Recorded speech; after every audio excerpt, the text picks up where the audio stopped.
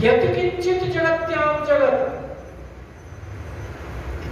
सब जगह ईश का ही वास है। संसार के अंदर कोई भी ऐसी जगह नहीं है जहां भगवान ना हो, लेकिन एक प्रक्रिया है भगवान को प्रकट करने, और वो प्रक्रिया क्या है? प्रेम। प्रेम प्रकट होई मैं। तो भगवान शंकर काकभूषण सबका एक ही सिद्धांत है, इसलिए वो कह रहे हैं अब ये किनका सिद्धांत है? ये भक्तों का सिद्धांत है, सत्संगियों का सिद्धांत है, जो भगवान के ऊपर विश्वास करते हैं उनका सिद्धांत है। लेकिन जो ऐसे हैं, लंपट हैं, कपटी हैं, अज्ञा कोविद हैं, अंतभागी हैं, वो क्या है? जिनके आरोने न सगुने, उनके पास विवेक ही नहीं है, तो जानेंगे कैसे? और इसलिए जल परी कल्पित वचन, और अनेक प्रकार के, नाना प्रकार की मन गढ़ंत में अपने बोलते रहते हैं। अब सतयुग आने वाला है जी, कलयुग समाप्त हो रहा है, 100 साल बीत गए हैं, और ये बात सुनते सुनते कितने साल तो हो गए।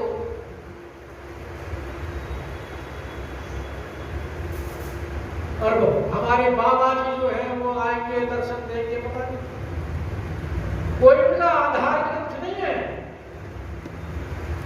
और हमारे धर्म ग्रंथों से ही कोट करके फिर उन्हीं की आलोचना करती है, और अपना आधार ग्रंथ नहीं कोई। तो जो भी है, कोई भी कहते हैं चल पही कल वचन अनेका, वो उनकी स्थिति क्या है? क्या कभी सत्संग किया नहीं, तो इसलिए श्रुति स्मृति वेद पुराण इत्यादि के बारे में कुछ जानते नहीं, और जब जानते नहीं लेकिन बनते अपने आप को बड़े ज्ञानी हैं, और जब वो अपना ज्ञान बघारना शुरू करते हैं तो उनकी बातों का कोई अर्थ नहीं होता, वेद शास्त्रों के विरुद्ध ही बात करते हैं, और अपने नए नए पंथ प्रकट कर देते हैं। अब आप एक वो हमारे हरियाणा में संत आजकल बड़े प्रसिद्ध हो रहे हैं, रामपाल जी, गीता के अंदर क्या क्या कमियां हैं वो सारी बता देते हैं, भागवत के अंदर क्या क्या कमियां हैं वो सब बता देते हैं, और मेरे ख्याल किसी संस्कृत विद्यालय का भूमि भी देखा होगा, क्योंकि ऐसा सुना है कि वो पेशे से कौन थे? इंजीनियर। लेकिन वो कहेंगे देखो गीता में वहां इन्होंने इस शब्द का फलानी श्लोक में ये अर्थ किया है, और इसी शब्द का फलाने श्लोक में ये अर्थ किया है, ये दोनों एक कैसे हो सकते हैं? अरे भाई, एक एक शब्द का एक अर्थ थोड़ी होता है, कई कई अर्थ होते हैं। लाइन के ऊपर है, कौन सी लाइन में कहाँ शब्द अर्थ निकलेगा, कहाँ पे कहाँ निकलेगा, अलग अलग हो जाता है। अब इसका मतलब ये थोड़ी है अगर एक जगह कोई शब्द का अर्थ कुछ है, दूसरी जगह कुछ है, तो वो अर्थ गलत हो गया। भाई श्लेष जो अलंकार है उसका अर्थ क्या है?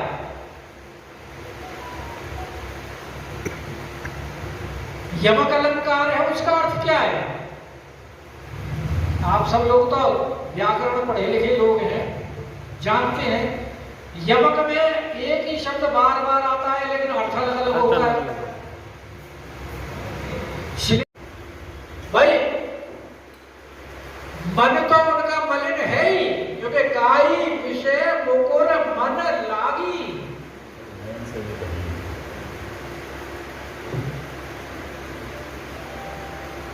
लेकिन वो तो नैन से भी विहीन है, इसीलिए उनको कहा अज्ञ अकोविद अंध अभागी।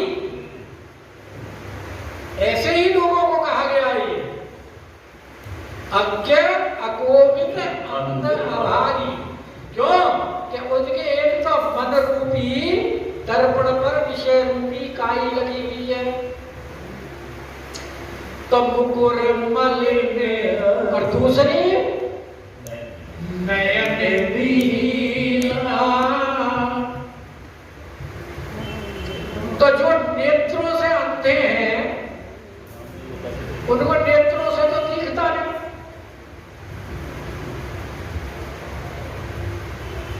इसीलिए कहा जिनके सूझेगा कैसे? लाभ नहीं हानि। भाई एक तो उनके नेत्र जैसे मोतिया बंद हो जाए तो दिखना बंद हो जाता है, और फिर चश्मा लगा देते हैं और चश्मे का भी नंबर बदल गया, उसका भी शीशा काम नहीं कर रहा।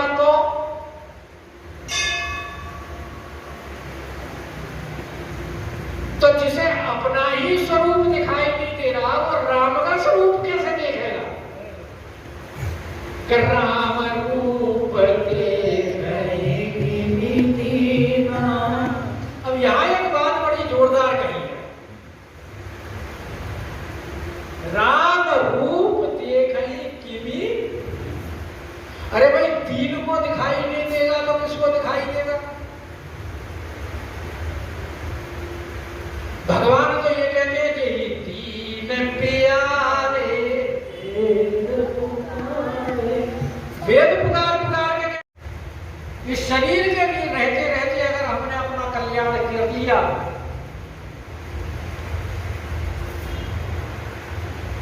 तो समझो कि हमने समय का सदुपयोग कर लिया।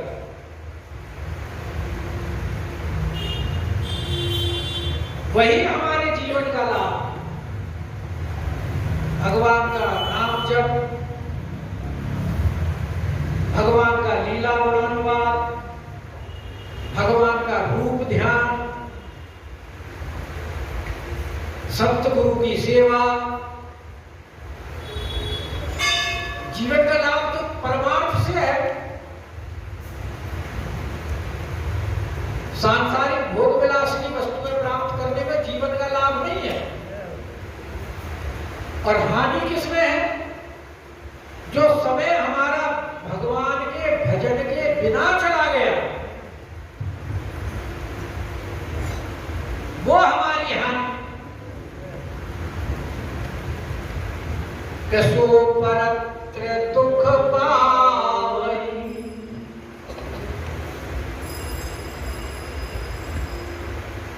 और सिर धुने धुने पछताए। कौन?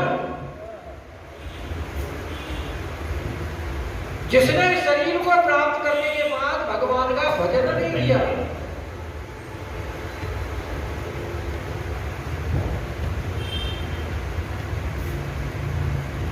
उत्तरकांड दिखा रहे होंगे 73 में तो 112 73 में भी दिया। का कृष्ण जी कह रहे हैं वही दे रखा है सब। यहाँ भी तो यही है, जिनके सूझ लाभ नहीं हानि, उनको पता ही नहीं है लाभ क्या है और हानि क्या है। क्यों नहीं पता? क्योंकि मुकुर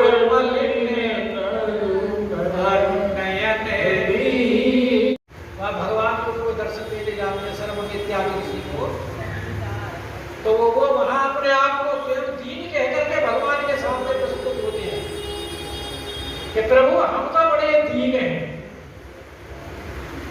अरण्यकांड के 2, 8, 10, 11 में इनको पढ़ के देख लीजिए, वहां विस्तार से आपको वर्णन मिल जाएगा। तो ऐसे लोगों पे वो दीन उनके ऊपर भगवान कृपा करते हैं। यही दीन प्यारे वेद, इसलिए उन दीनों के लिए भगवान दीन दयाल है। जो आसुरी संपत्ति वाले हैं उनके लिए दीन दयाल है। देवी संपत्ति वाले कहते राम रूप देखई और जिनके अगुण सगुण विवेका, जलमयी कल्पित वचन अनेका। और जो अगुण और सगुण को अलग अलग मानते हैं, क्योंकि उनको यह पता ही नहीं कि जो निर्गुण है वही सगुण है। गोस्वामी जी जगह जगह उदाहरण दिए हैं। निर्गुण ब्रह्म कैसे है? जैसे लकड़ी के अंदर आग और जब वो आग प्रकट होती है तो वही सगुण हो जाती है।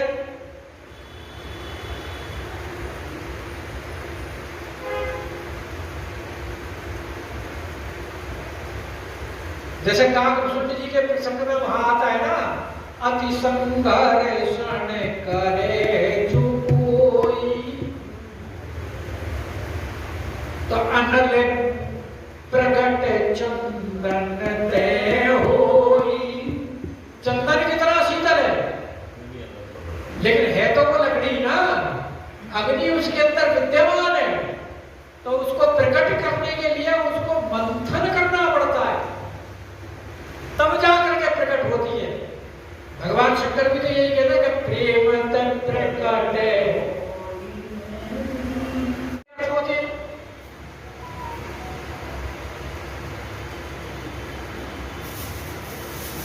तो ऐसे जो व्यक्ति हैं वो कहते वेद असम्मत वाणी, वो भगवान को भी क्रिटिसाइज करते हैं।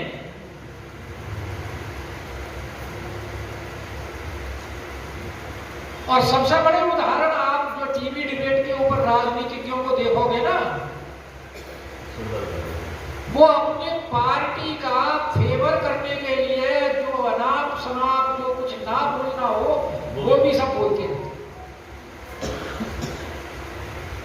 क्योंकि उन्होंने आलोचना करनी है जिसका कोई अर्थ नहीं होता। कि जिनके सूझ लाभ नहीं आनी, वरना तो जीवन में प्रत्येक व्यक्ति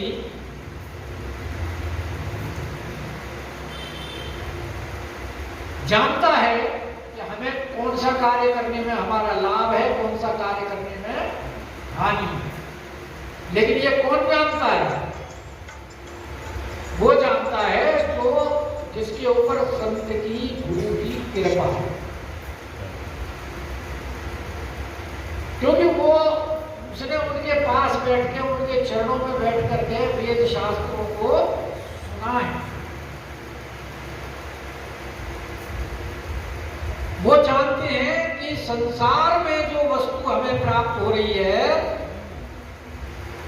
जो सुख भोग हमें प्राप्त हो रहे हैं, ये लाभ नहीं है। यह संसार हमारे हाथ से छूट रहा है तो ये हानि नहीं है, लाभ तो ये है कि जो क्षण जो घड़ी, धन्य घड़ी जब हुई सत्संग, इस जीवन के द्वारा जो परमार्थ किया जाता है उससे बड़ा कोई लाभ नहीं। वो संसार में माया के वशीभूत होते हुए भ्रमण कर रहे हैं। लखनलाल जी को बता रहे हैं ना अरण्यकांड में भगवान कि माया में दो प्रकार की माया है, एक के वशीभूत जगत में सारे में संसार में घूम रहा है, और एक भगवान की योग माया है जो भगवान को जीव के शरण, जीव को भगवान की शरण में ले जाती है, और एक माया जो है भगवान की वो संसार में चक्कर लगाती है। तो जो गुण माया है ये उनके अधीन है, और उस माया के बस में जगत में घूमते रहे, और तीन ही कहते कछुआ घटित नहीं। और भाई वो तो ऐसे ही बोलती रहती है, वो कुछ भी कह डाले, उन्हें कहने के लिए कोई कुछ भी कह सकते, क्योंकि वो क्या है, बादल भूत विवश मतवारे। जैसे किसी को भूत व्याधा लग गई, कुछ ना कुछ बोलता रहता है, शक्तिपात हो गया, तो ये काम क्रोध लोग ये सब जो है जो विकार हैं, उनके सन्निपात से जो ग्रसित लोग हैं, वो जब बोलते हैं तो वो विचार थोड़ी होता है कि हम क्या बोल रहे हैं। अब शराबी जो बोलता है जब नशे में, तो खंबे के टक्कर मार देता तो अपनी गलती कहेगा, वो गलती होगी भाई साहब। खंबे को कहेगा भाई साहब गलती हो गई। तो वैसे आदमी को क्या करें? कहते नहीं बोले वचन जिनकृत महामोह मद बोलो उन्होंने महामोह रूपी मद का पान किया हुआ। तो ऐसे व्यक्तियों की बातों का कभी बुरा नहीं मानना। तिनकर यहाँ करे राम रूप देखे, तो दीन को तो पहले दिखाई देना चाहिए। लेकिन दीन का तात्पर्य ये है कि जिनके पास देवी संपत्ति विद्यमान है, यहां दीन का तात्पर्य है जिनको भगवान दर्शन देते हैं वो दीन वो है जिनको देवी संपत्ति प्राप्त होते हुए भी जो अपने आप को ये समझते हैं कि हमारे पास कुछ नहीं है, और इनके पास तो देवी संपत्ति है ही नहीं। तो ये देवी संपत्ति से दीन है। क्या होता है देवी संपत्ति? देवी संपत्ति नहीं, जो भगवान के भजन में लगते हैं, भगवान का ध्यान करते हैं और उनके जो सत्य बोलना, शुभ आचरण करना, खान पान इत्यादि जो आचार विचार व्यवहार हैं, उन सब ये आपके गीता के 16वें अध्याय में सरस्वती विस्तार से दिया हुआ है। देवी संपत्ति और आसुरी संपत्ति पूरा दिया हुआ है।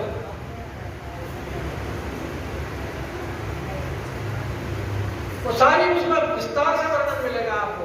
आसुरी संपत्ति क्या है और दैवी संपत्ति क्या है, गीता का 16वां अध्याय में। हाँ, धर्मरथ में ये पूरा। तो इसीलिए उन लोगों को दीन कहा है जो देवी संपत्ति से हीन है, जिनके पास देवी संपत्तियां, उनके ऊपर भगवान की कृपा होती है, वो भगवान को प्यारे होते हैं, वो दीन प्यारे होते हैं। जो सब कुछ होते हुए भी अपने आप को भगवान के सामने सब कहते हैं कि हम कुछ भी नहीं है, आपकी कृपा के बिना हमारा कोई कल्याण करने वाला है ही नहीं। और ये जो आप अरण्य कांड के अंदर जब ये प्रसंग आते हैं तभी होती है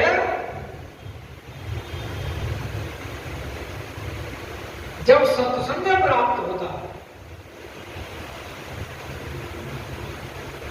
और जीवन के आपके जितने भी संशय हैं उसका समाधान भी कहां होता है? सत्संग में ही होता है। और मिलता कैसे ये? राम कृपा बिनु सुर सोई। इसीलिए जीव का ये कर्तव्य है कि हमेशा जहां भी सत्संग मिले नहीं। और गोस्वामी तो बार बार कहते हैं, तुलसीदास जी महाराज कहते हैं कि करते रहिए सत्संग। अगर सत्संग करते रहे तो तुम्हारे जीवन में कभी किसी प्रकार का कोई संशय रहेगा ही नहीं। कि जब बहुकाल करिए सत्संगा और तबई होई सब संशय भंगा। तो संत सभा का कितना बड़ा महत्व है। इसलिए वो कहते हैं कि जो लंपट है, जो कपटी है, जो कुटिले हैं और उनमें भी जो विशेष हैं, एक तो ये है कि भाई चलो कोई बात नहीं, भगवान को अगर नहीं मानता तो मत मान। जैसा वो दुष्ट नहीं मानते, ज्ञानी भी नहीं मानते, मत मानो। लेकिन कुतर्क तो मत करो।